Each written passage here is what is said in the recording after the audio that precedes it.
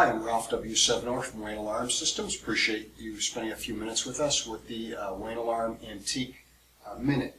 So we did get some inquiries on sounders, where they came from, how they matured, and if you notice, you'll look up here and see some of the beautiful bells, and chrome plated and brass bells, brass being a very malleable metal, but 14-inch dome bells, underdome bells.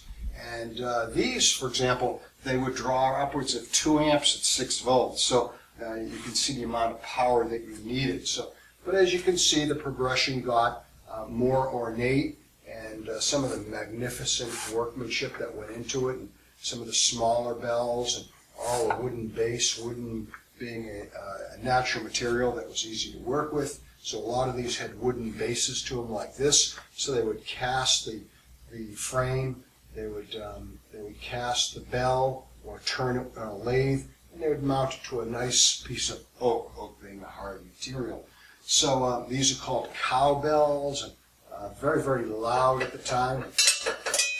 Made a pretty unique sound, and certainly you didn't want to be directly under those when they did sound.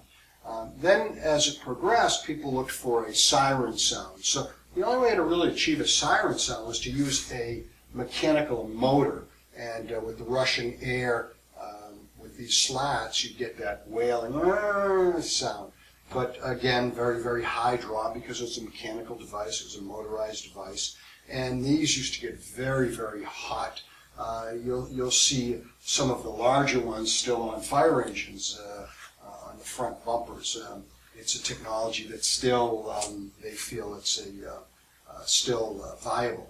And then around, I believe, the 1980s, there's a gentleman, his name was Jay Kalinsky. He invented one of the earliest electronic sirens, self-contained.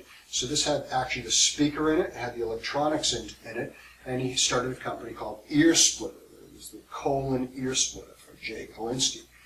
And that was one of the earliest electronic sirens, so self-contained. So the technology, even with something like that, was 6 volts at 750 milliamps, 3/4 of an amp. So they drew quite an amount of power. So you think of the technology today with the speakers, that the draws are so low. But technology, again, New England, New York based, and you can see how it's evolved.